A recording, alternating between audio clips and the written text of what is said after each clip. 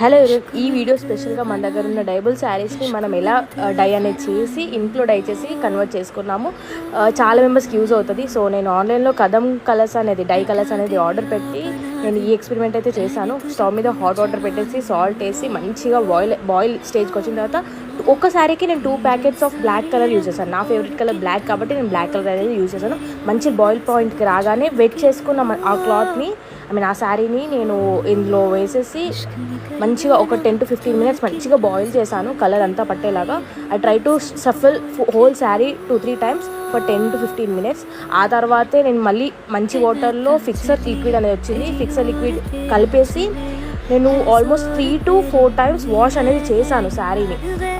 మళ్ళీ సపరేట్గా వాటర్ అనేది తీస్తూ మంచి ఎక్స్ట్రా కలర్ అంతా పోయేలాగా నేను వాష్ అయితే చేసుకున్న తర్వాత మంచిగా డ్రై అయిపోయిన తర్వాత కూడా ఓవరాల్ లుక్ అనేది ఎలా వచ్చింది అని కూడా నేను చూపెట్టుతున్నాను. So wash